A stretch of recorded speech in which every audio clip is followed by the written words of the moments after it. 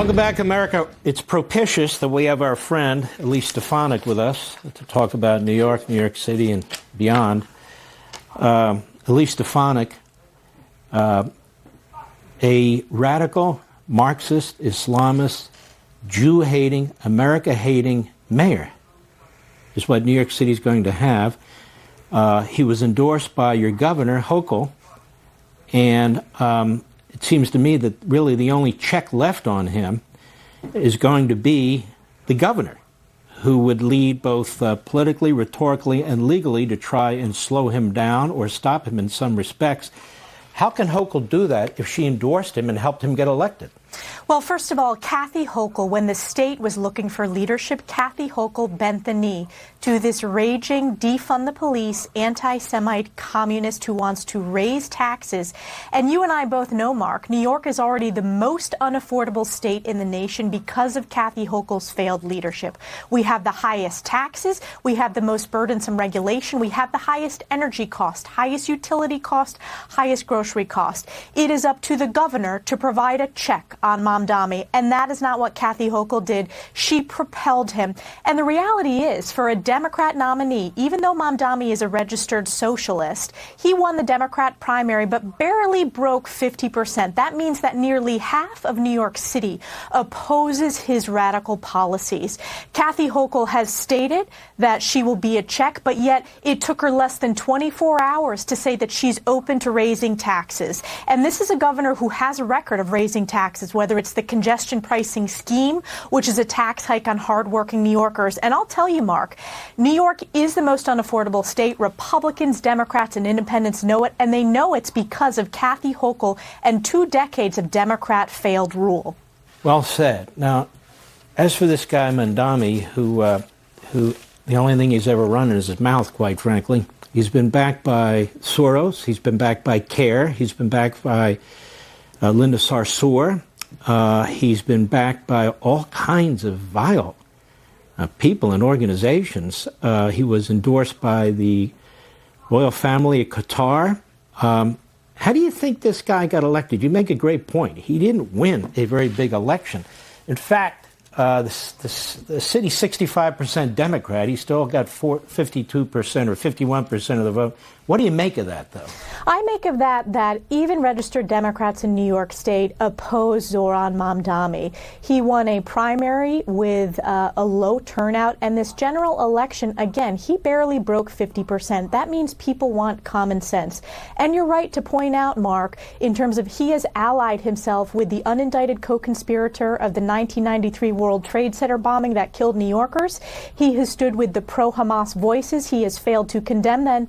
And this is a state, this is a city with the largest population of Jewish families outside of Israel. So people are concerned, and less than 24 hours later, we saw a swastika being drawn outside of a yeshiva. I led the effort to call that out, and Kathy Hochul followed my leadership, and she failed to get Zoran Mamdani to condemn this anti-Semitism that is on the rise in New York City. But the key, Mark, is Zoran Mamdani sold a false bill of goods. He talked about affordability, which is the correct issue. However, it is his own party when it comes to increasing the rent, increasing all the cost of living. It's because of radical, Democrat-controlled, frankly, socialist-controlled city council in New York City. And it's Republicans who are putting the common sense vision forward that we want to cut taxes. We want to lower energy prices by unleashing energy independence, which Kathy Hochul has crushed in the state of New York. And then the safety is another key topic. Zoran Mamdani has said over and over again he wants to defund the police. You're seeing a mass exodus of NYPD officers.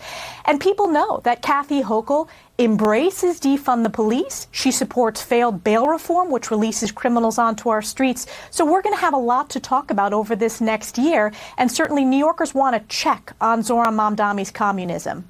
You make a lot of great points. I mean, isn't Florida more affordable than New York, a red state versus a blue state? Isn't Tennessee more affordable than California, red state versus a blue state? I mean, I could go on and on down the list. Since when is Marxism affordable? As a matter of fact, Marxism, you have trouble keeping toilet paper on the shelves and so forth and so on.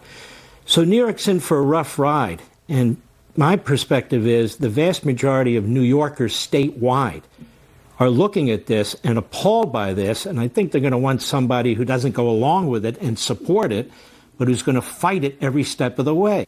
I can't tell you how many calls I have gotten in the first 24 hours after Mamdani's election of traditional Democrats saying enough is enough. We previously supported Kathy Hochul. She failed us. We know it. And we are looking forward to joining with you to fire Kathy Hochul to save our state once and for all, because people want common sense. They want to focus on addressing the affordability crisis. We will be putting forward solutions. I led the largest middle-class tax cut in terms of what we passed in the House. Meanwhile, Kathy Hochul has made it more and more unaffordable for families in New York State. We'll be right back. We're back with the perfect candidate to take on Mamdani and his ilk, Lee Stefanik, and of course, to replace Kathy Hochul, a disaster who supported Mamdani and his movement and his extremism, and yet he didn't endorse her. Representative Lee Stefanik, you had riots in the streets, you had Jewish kids being chased. Quite frankly, New York was looking like Seattle. The destruction of these universities and colleges, you know that better than anybody else. You led the effort fighting this. Mamdani's in the middle of it. They're going to neuter the police. They're going to make it very difficult for them to do anything about it. Is it going to be open season on Jews and other people who do not agree with Mamdani? I watched his speech, his victory speech. It was repulsive. The people he cited, the people who he invited in there, the worst of the worst podcasters and so forth. He's talking about, replacement theory, replacement reality. He's talking about we're going to replace this and we're going to replace that. What do you make of all that?